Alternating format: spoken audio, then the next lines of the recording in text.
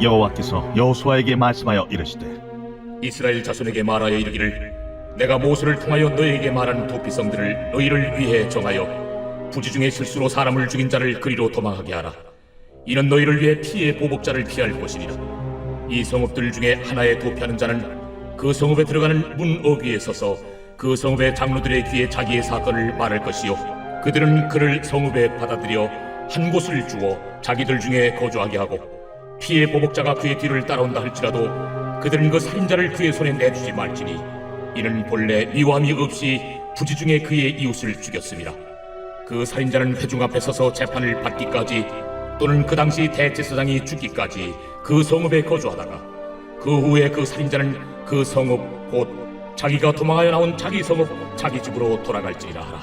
이에 그들이 납달리의 산지 갈릴리 게데스와 에브라임 산지의 세겜과 유다 산지의 기럇 아르바 곧 헤브론과 여리고 동쪽 요단 저쪽 루벤 지파 중에서 평지 광야의 베셀과 갓 지파 중에서 길르앗 라못과 므낫세 지파 중에서 바산 골란을 구별하였으니 이는 곧 이스라엘 모든 자손과 그들 중에 거류하는 거류민을 위하여 선정된 성읍들로서 누구든지 부지 중에 살인한 자가 그리로 도망하여 그가 회중 앞에 설 때까지 피의 보복자의 손에 죽지 아니하게 하기 위함이라.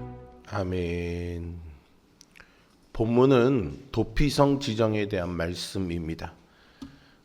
이것은 단순한 행정적인 조치가 아닌 하나님의 공의와 자비를 보여주는 규례이지요.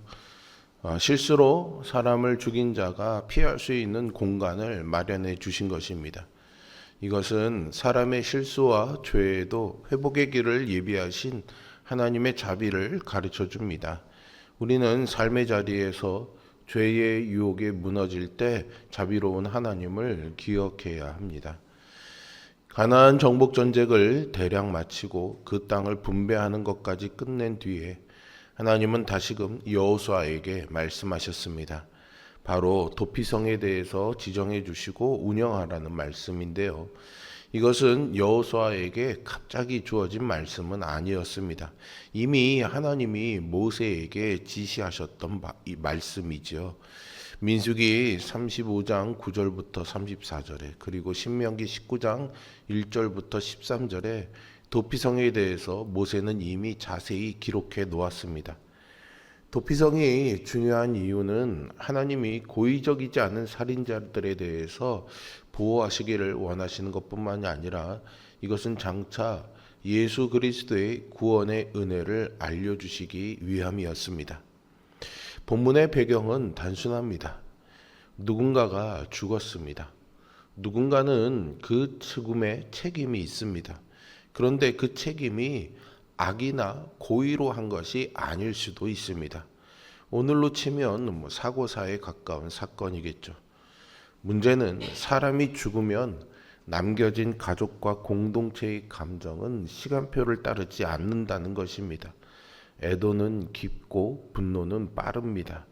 상실은 이유를 요구하게 되고요.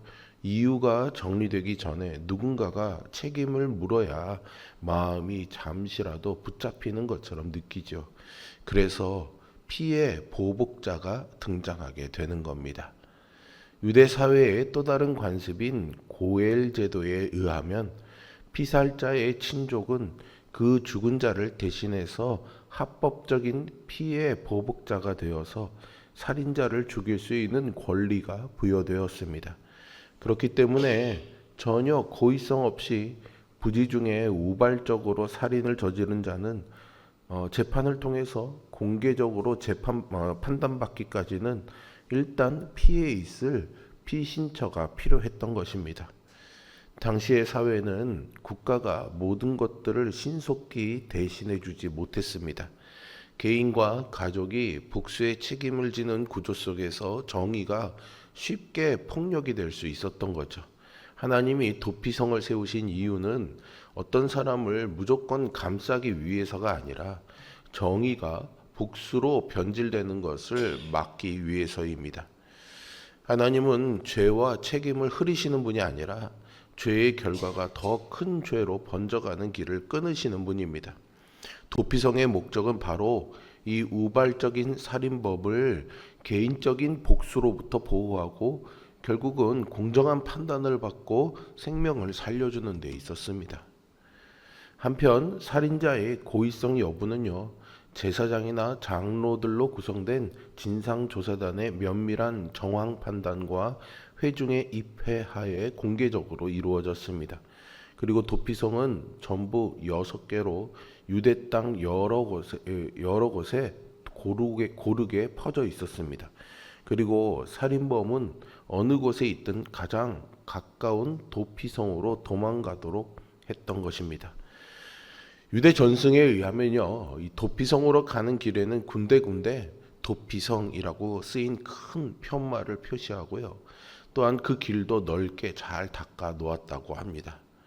하나님은 고의적이고 계획적인 살인은 엄중히 다루시지만 실수로 사람을 죽인 경우에는 피할 길을 주셨습니다. 이것은 출애굽기 21장, 민수기 35장, 신명기 19장에 반복해서 강조되었고 여호수아 시대에 실현됩니다. 이 말씀은 하나님이 사람의 행위뿐만이 아니라 그 동기와 중심까지 보시는 분임을 가르쳐 줍니다. 실수와 무지로 죄를 지을 수 있는데 하나님은 그런 자들에게 회복의 기회를 주십니다. 그러므로 도피성은 하나님의 자비이지요. 우리는 살아가면서 수많은 실수와 연약함으로 넘어집니다. 좌절하고 낙심해서 하나님께 돌아갈 용기를 내지 못할 때도 있죠. 그때 기억해야 할 것은 우리 죄를 다 아시는 예수님이 우리를 위해서 생명을 내어주셨다라는 사실입니다. 예수님의 사랑 때문에 우리는 하나님의 자녀가 되었고 그 은혜 때문에 하나님께 나아갈 수 있는 용기를 얻었습니다.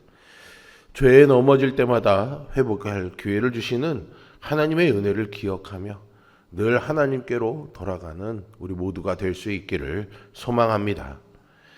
본문은 하나님이 단순히 실수로 사람을 죽인 자가 피하도록 도피성을 만드신 것이 아님을 가르쳐 줍니다. 그곳은 심판을 유예하고 진실을 규명해 회복할 기회를 주기 위한 공간이죠. 4절에 보시면 실수로 살인한 자는 먼저 도피성의 성문 어귀에 서서 성읍 장로들에게 공개적으로 자신이 저지른 사고의 자초지종을 이야기해야 했습니다. 성읍의 장로들은 도망온 자가 실수로 살인했다고 판단되면 그를 받아들이고 그에게 거주지를 주어야 했습니다. 그러나 고의로 사람을 죽인 자가 도피성으로 피해 왔을 경우에는 그를 보복자의 손에 넘겨 응당 보응을 받게 해야 했습니다. 여기서 성읍에 들어가는 문 어귀라는 것은 당시 성읍의 장로들이 재판하던 공적인 장소로 욥기에 나오는 욥의 시대에도 성문 어귀에서 그 성의 재반 소송의 업무와 통치의 업무를 보던 장소로 그렇게 인식되었던 곳입니다. 장로들은 이곳에서 성읍에서 도망온 살인자의 고의성 여부를 판단해 성읍에 거하게 할 것인지 아닌지를 공개적으로 결정해야 했습니다. 도피성의 보호는 무조건적인 보호가 아니라 말씀의 검증을 통해 베푸는 자비입니다. 하나님의 자비는 언제나 하나님의 공의 위에 세워져 있음을 기억해야 합니다. 6절에 보시면 도피한 자는 고향에 바로 돌아가지 못하고요, 대제사장이 죽을 때까지 도피성에 머물러야 했습니다. 그리고 대제사장이 죽으면 완전히 자유로워질 수 있었습니다. 민수기 35장 32절에 보면 비록 실수로 살인한 자라고 할지라도 속전에 의해서 절대 성읍을 떠날 수 없다고 규정하고 있습니다. 그의 죄를 대신할 수 있는 것은 오직 대제사장의 죽음뿐이라는 것이죠. 즉 대제사장의 죽음이 속전으로 간주되어서 살인죄를 상쇄시켰다고 본 것입니다. 이러한 사실은 궁극적으로 피 흘린 자에 대한 진정한 보수자는 인간이 아니라 하나님으로서, 따라서 하나님께서는 보수자요 심판자로서 대제사장의 죽음을 살인자의 속전으로 받아들이셨다는 것을 암시합니다. 이것은 대제사장의 죽음이 일종의 대속적 사건이고요, 우리에게는 대제사장으로 오신 예수 그리스도의 죽음을 예표함을 가르쳐 줍니다. 예수님은 우리의 죄를 담당하신 대제사장이시고 예수님의 죽음을 통해 우리는 참 자유를 얻었습니다. 이 말씀은 우리에게 공의 없는 자비는 방종이고 자비 없는 공의는 정죄라는 사실을 일깨워 줍니다. 우리의 삶에도요, 이런 도피성이 필요합니다. 그것은 단순히 문제를 피하는 것이 아니라 회복을 준비하고 하나님의 뜻을 기다리는 은혜의 자리이죠. 침묵과 기다림의 시간을 통해서 우리는 하나님을 더 깊이 경험하고 그분의 공의와 자비를 함께 누릴 수 있습니다. 본문 9절에 나오는 거류민은요, 이스라엘 중에 거하고 있던 타국인을 말합니다. 하나님께서는 이스라엘에게 이스라엘 역시 애굽에서 객으로 지내었음을 잊지 말 것을 명하셨죠.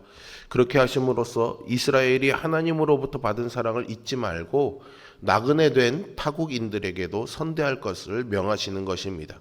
그러기에 도피성 제도는 비록 이스라엘에게만 적용되는 것이 아니라 타국인들에게도 동일하게 적용할 것을 명시하고 있습니다.